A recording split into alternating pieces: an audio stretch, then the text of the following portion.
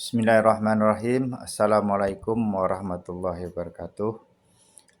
Salam sejahtera untuk kita semua.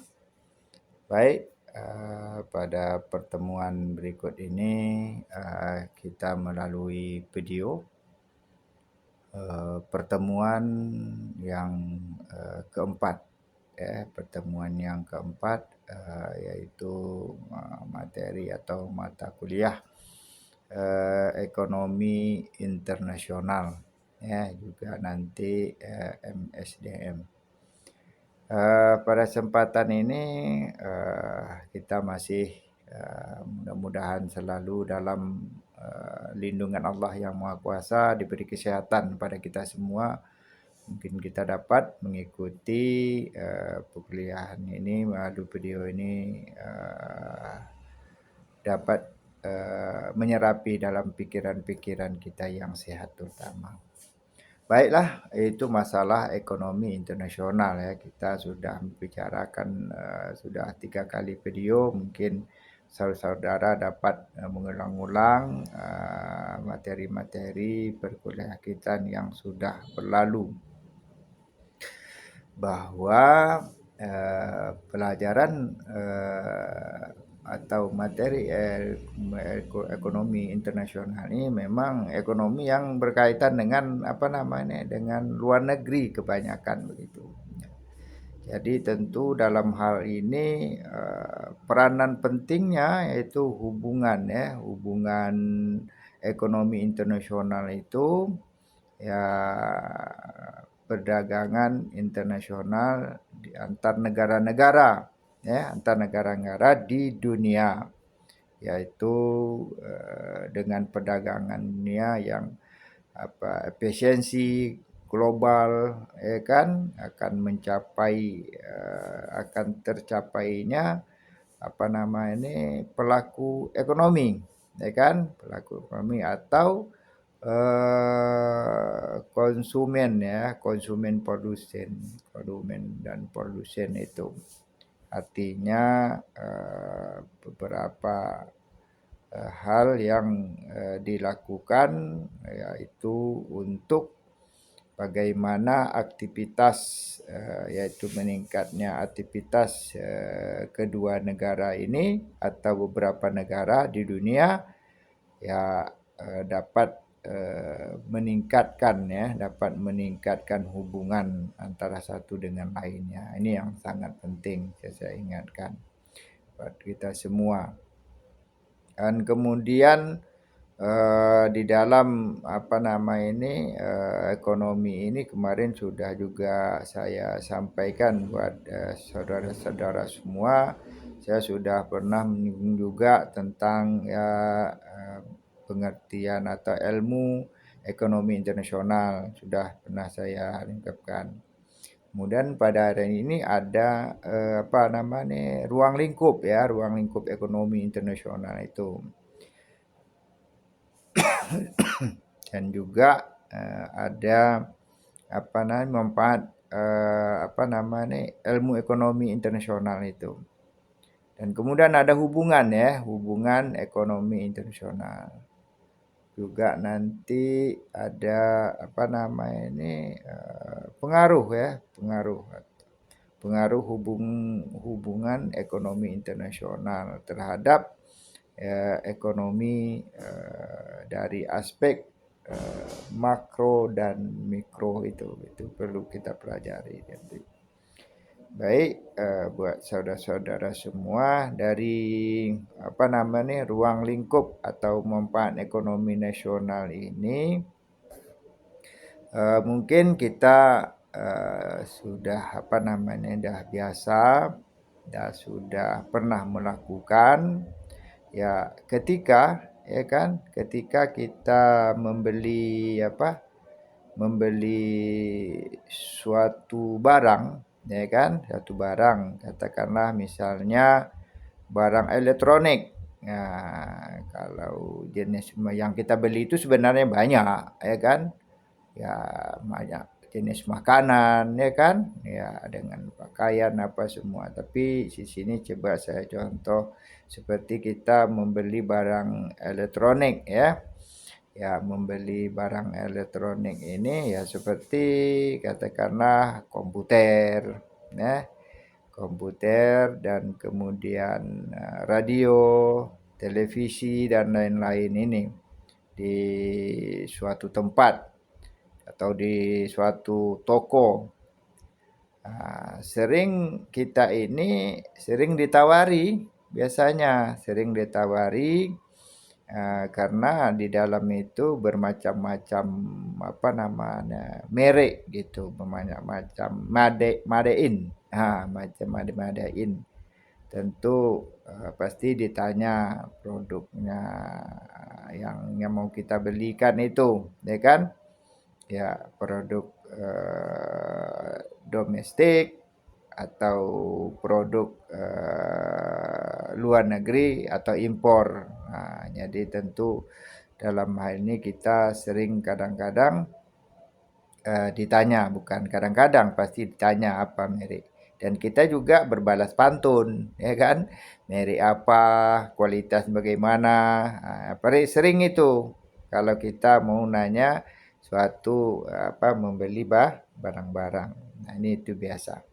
Jadi tentu inilah sebabnya mengapa terjadinya begini. Tentu dalam hal ini mengapa hal itu terjadi karena itu disebabkan itu tadi, mengapa di suatu tempat itu ada barang luar negeri, ada barang dalam negeri. Ini disebabkan karena ada hubungan itu tadi, hubungan dengan luar negeri atau negara-negara yang terkait dengan hubungan internasional ini di dalam ekonomi. Jadi bagaimana kita itu merasa bahwa yang kita butuhkan itu tergantung kepada kita, yang tadi seperti ditanya merek-merek atau apa yang ada komputer itu, ya itu tentu ditanya ya. Tapi ini dalam hal ini tentu tentang barang-barang ini tergantung kepada kita ya sebagai konsumen. Tentu kita ya apa yang kita perlukan tentu kebutuhan kita terutamanya. Jadi mungkin barang-barang ada produsen dari domestik, ada juga dari luar negeri. Jadi ini tergantung kepada kita yang sebagai konsumen untuk membelinya. Tapi mengapa itu ada? Karena adanya hubungan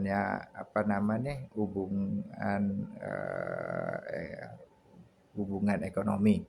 Hubungan ekonomi internasional itu artinya barang bisa masuk, barang kita pun bisa masuk ke luar negeri dan barang luar negeri pun bisa masuk ke tempat kita atau di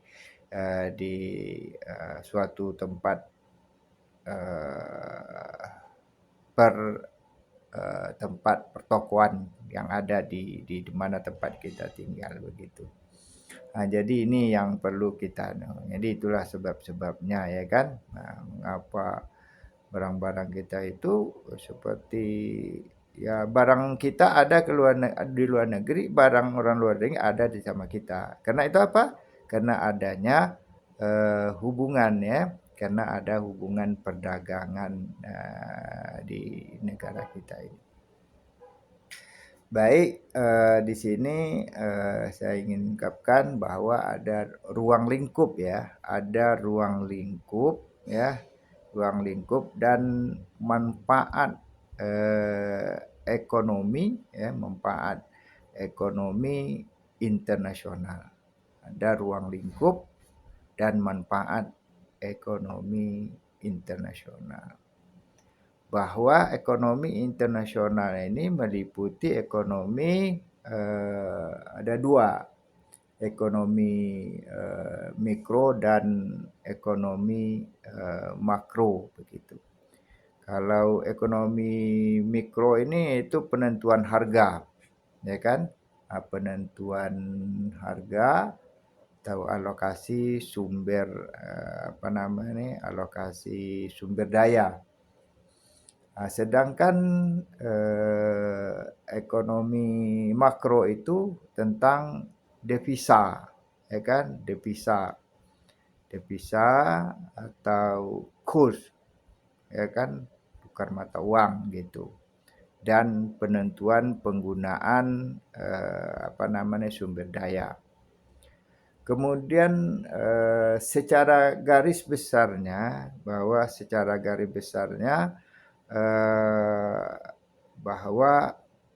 bahasan ekonomi internasional itu dapat dikelompok dari dua bagian, ya, bahwa ekonomi internasional itu dapat dikelompok dua bagian, ya, dapat dua bagian. Pertama itu teori perdagangannya, ya, teori perdagangan internasional, ya, internasional atau international trade, yaitu tentang membahas mengenai aliran atau ekspor dan impor begitu. Ya, dari barang, berarti impor dan ekspor barang dan jasa, ya, di antara dua negara atau negara-negara yang adanya hubungan tentang barang dan jasa kita ini gitu. Dan kemudian yang kedua yaitu keuangan internasional, ya, keuangan internasional atau international finance, ya, yaitu tentang aliran modal antar keuangan internasional dan akibat-akibat yang timbul oleh perubahan-perubahan kurs. Nah, ini jenisnya, artinya perubahan kurs atau nilai tukar uang atau nilai tukar gitu. Jadi ini yang sering kita lakukan, ya, ada yang sering kita lakukan. Dan kemudian perdagangan dan keuangan internasional ini begitu penting, ya, begitu penting berkat terselenggaranya perdagangan internasional, yaitu barang dan jasa, ya, serta berkembangannya lalu lintas keuangan internasional. Nah, ini yang harus kita lakukan karena sangat mempengaruhi ekonomi atau pengaruh ekonomi dunia begitu. Nah, jadi semakin tumbuh, ya kan, dan berkembangnya ada perubahan lingkungan internasional, yaitu dalam dampak perdagangan internasional, ya, ini perlu. Dan kemudian ada kebijakan mengenai perdagangan, para pengambil kebijakan dan kabinet yang perlu memiliki pemahaman. Nah, ini yang perlu kita lakukan. Jadi mungkin pada kesempatan ini mungkin saudara nanti dapat lebih mendalam lagi atau mempelajari untuk kegiatan ekonomi internasional. Nanti pertemuan berikut nanti bisa kita sambung lagi dan lanjut dengan beberapa perkembangan internasional ini. Baik, untuk pertemuan berikutnya atau pertemuan selanjutnya nanti bisa kita ada beberapa lagi melalui video, ya, karena kita mungkin dari informasi dari kampus, karena kita ini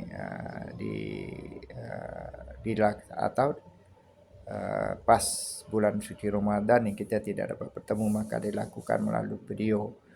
Mudah-mudahan dengan video ini saudara dapat memahami begitu.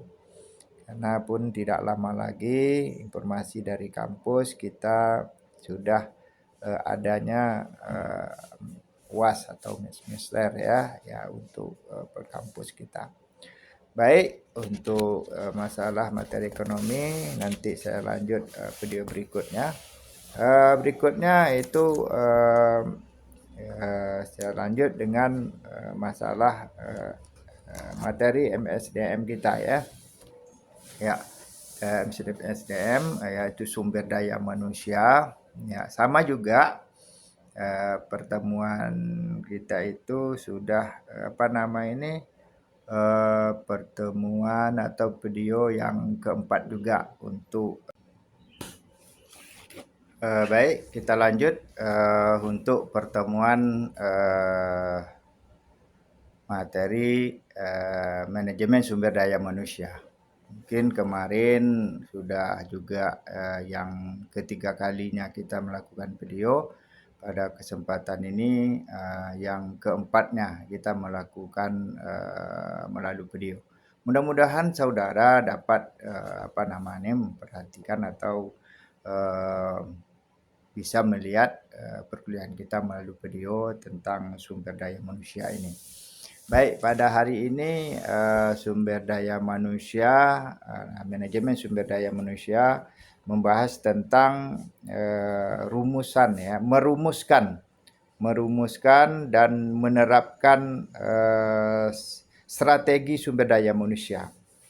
Di dalam hal ini tentu pertama pertimbangan sumber dasarnya ya pertimbangan proses dasarnya tentang bagaimana merealisasikan yaitu strategi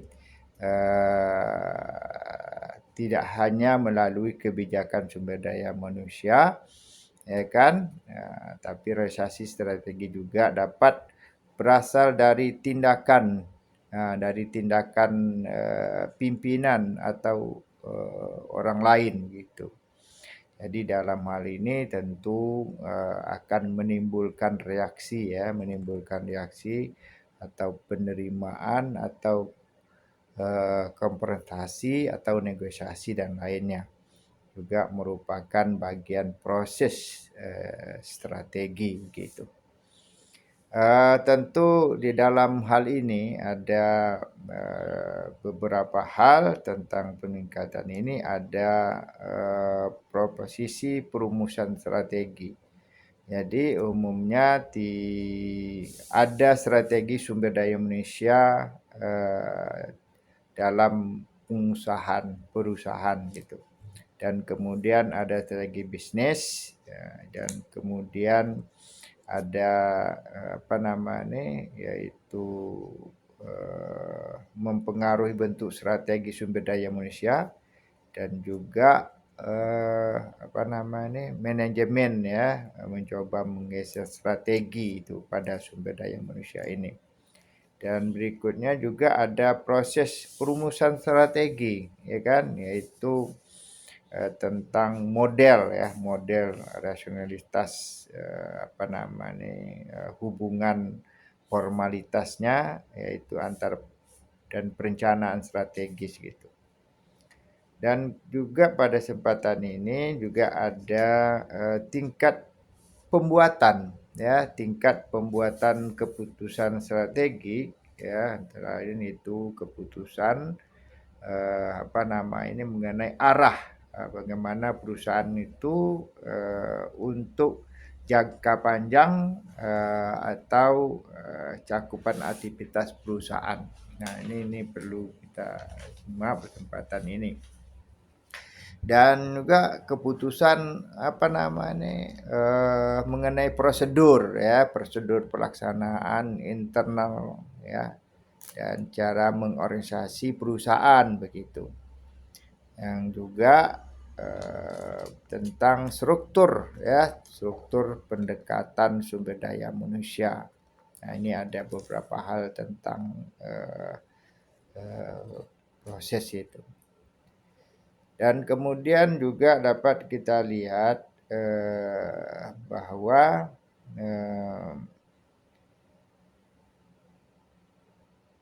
proses daripada pengembangan strategik sumber daya manusia itu akan melibatkan manajemen ya, manajemen sumber daya manusia itu strategik. Kemudian dapat pilihan strategik yang sesuai dengan yang diharapkan begitu. Dan kemudian ada pengembangan kapasitas sumber daya manusia, yaitu untuk tindakan atau proses dan usaha yang dapat atau dilakukan dengan perilaku yang diperlukan untuk mendapatkan posisi kompetitif gitu. Nah, ini yang diharapkan begitu. Dan kemudian juga ada pendekatan manajemen ya, ada pendekatan manajemen komitmen ya, di dalam ini tentang tingkatan kerja yang lebih lebih baik atau lebih tinggi begitu. Jadi di dalam hal ini pendekatan manajemen kinerja ya kan, yaitu manajemen bertujuan yaitu meningkatkan kerjaan organisasi. Kemudian ada juga pendekatan praktik terbaik itu, yaitu praktik terbaik ini ketika merumuskan strategi sumber daya manusia itu banyak orang terus mencari yang terbaik begitu. Dan kemudian ada pendekatan sistem ya. Pendekatan sistem ini tentu kira-kira adalah suatu untuk metodologi menggunakan perkembangan gitu. Ini yang sangat diharapkan, yaitu mengkirakan suatu dapat dikerjakan, kemudian dapat merumuskan tujuan begitu. Jadi ini yang diharapkan di dalam pendekatan strategi itu gitu. Kemudian di dalam mencapai interaksi vertikal atau yang kesesuaian yang merupakan faktor penting untuk merumuskan tahap atau faktor penting ketika mengimplementasikan dalam sumber daya manusia ini gitu. Yang kemudian membuat hubungan dalam kerangka hubungan perlu dipertimbangkan pendekatan konseptual untuk menghubungkan suatu bisnis dan strategi sumber daya manusia. Dalam ini ada persyaratan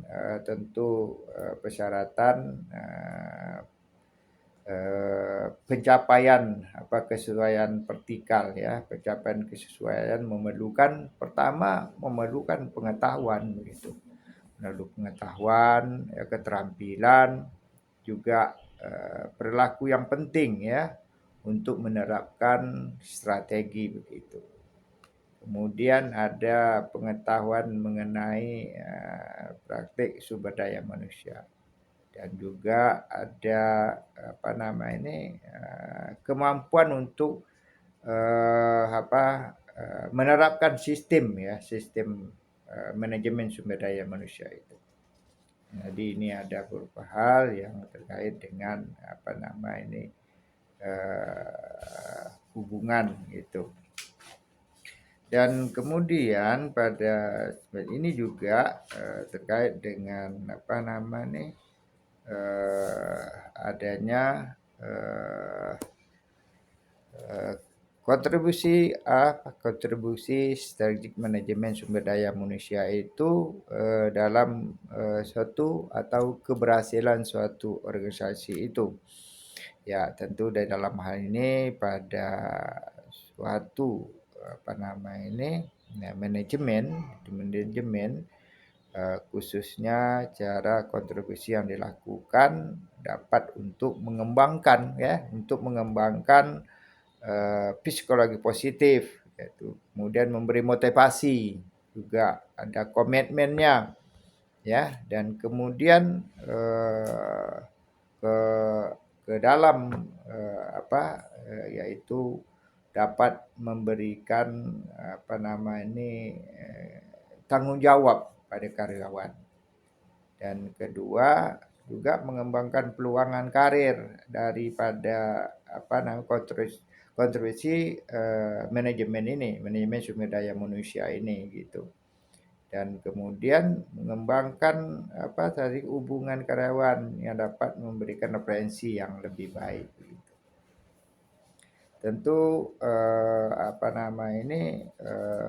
pada sumber daya manusia ini tentu harapan kita bisa menghasilkan sumber daya manusia itu pola pikir, yaitu kan adanya seorang itu harus punya pola pikir. Kemudian harus mempunyai kompetensi, ya kan, ada mempunyai kompetensi dan kemudian mempunyai konsekuensi ya di dalam pengelolaan manajemen itu. Jadi ini yang kemudian di dalam strategi untuk pengembangan organisasi ini perlunya ada bagaimana untuk pengembangan organisasi itu bisa perencanaan, penerapan program-program yang didesainkan untuk meningkatkan kreativitas organisasi itu. Nah, jadi ini perlu jangan lakukan. Dan kemudian juga strategi untuk memperbaiki untuk organisasi itu tentu organisasi akan memusatkan perhatian pada pengembangan proses ya. Proses yang mendukung pencapaian tujuan bisnis atau suatu budaya positif ya, agar dapat mengembangkan kreativitasan suatu organisasi begitu. Jadi ini suatu hal yang harus dilakukan. Dan kemudian juga strategi mengembangkan proses organisasi ini tentu di dalam hal ini dapat bagaimana menerapkan prinsip-prinsip ilmu perilaku itu yang diperkenalkan secara rutin dalam suatu organisasi untuk mencapaian suatu organisasi atau kecakapan yang yang lebih besar begitu. Untuk mencapai hasil bagaimana yang dari aktivitas yang direncanakan. Baik, terima kasih pada kesempatan ini untuk materi materi MSDM mungkin cukup sampai di sini. Mungkin saudara nanti bisa menambah atau mencari atau membaca agar materi ini bisa saudara